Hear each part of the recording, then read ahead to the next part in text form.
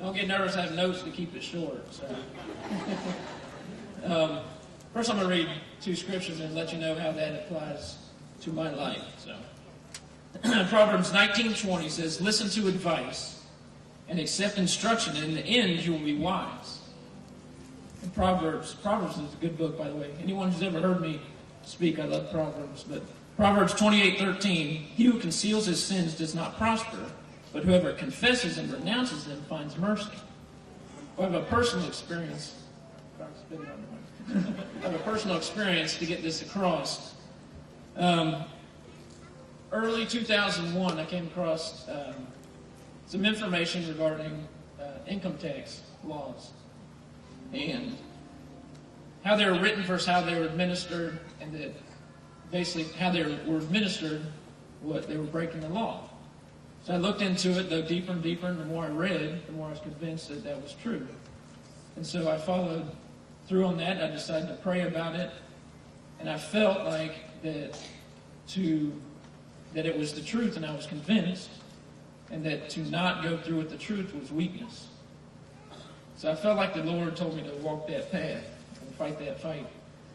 So I began to write the IRS letters on my feelings, and with the help of this tax honesty movement or group, and they had said, well, they won't respond because they can't respond because that's what the law says. They didn't respond, just as they had said, and I became even deeper convinced. Well, a few years went by, it's now from 2001 to 2004, and I did get a response from a local IRS agent, and invited them into my home with my family, sat down, gave them all the information, bank statements and all that they wanted. And what I didn't know, I expected to go over the law and all that. What I didn't know is they were trained just to collect information on the taxes, and didn't address or even consider my challenges or explain the law to me.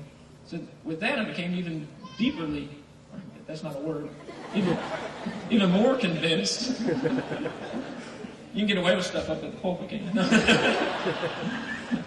But they're laughing at me, though. Okay, even more convinced, and so then a couple more years go by, and in 2006, last April, in 2006, I received a letter saying there were possible criminal charges, and did I want to meet and explain my defense and my beliefs on the law? And I said, absolutely. So I went down to Miami this time, met with special agent in charge and the head counsel for the IRS, and for 45 minutes explained everything that I'd found, because I'd spent several, I would estimate thousands of hours, and I look back at it, and that was a waste of my time, but I would stay up all night sometimes, reading U.S. Code, Code of Federal Regulations, and I found it quite intriguing, actually, but to my demise. But when I went down there, I felt like this meeting went fantastic. I left there, and I thought, I felt they're breaking the law, and they're going to see the light.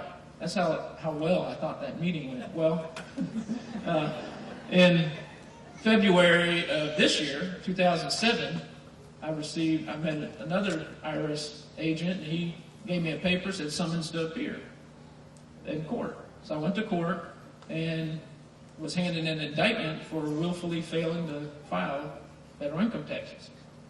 And then didn't feel so confident anymore, really, but I still felt I was right. I said, okay, so I left there, a little uneasy, but I called a guy that I did a lot of research with, and he suggested this attorney. So I got this attorney, and he told me everything I wanted to hear, that I was right, that's what the law said, and that this would probably be dismissed based on the law. Everything I wanted to hear, but not necessarily what I needed to hear.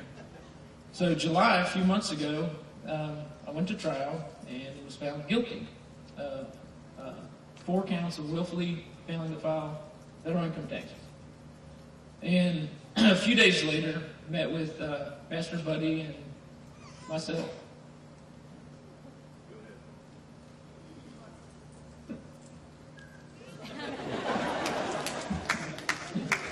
One of my cell members said whistle because when I was when I was launching my sister into her cell ministry, if I whistle, then the crying part goes away. So, and it's a great, it may look silly, but it really works great. But I'm up here in a lesson of humility anyway, so I might as well go all the way. But anyways, I went to court, was found guilty, met with Pastor Peter and John, who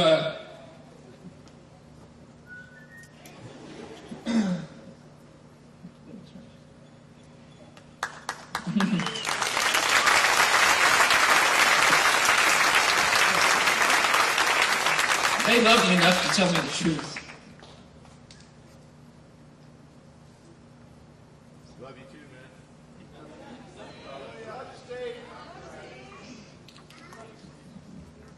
I know.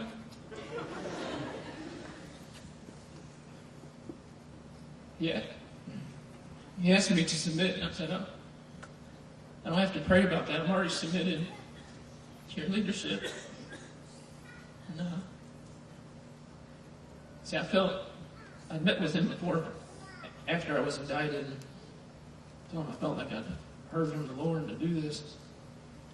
He wanted to judge that word.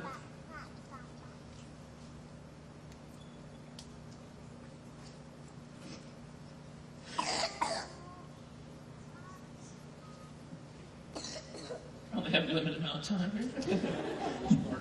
here. Let me tell this part, and then you can pick it up from there.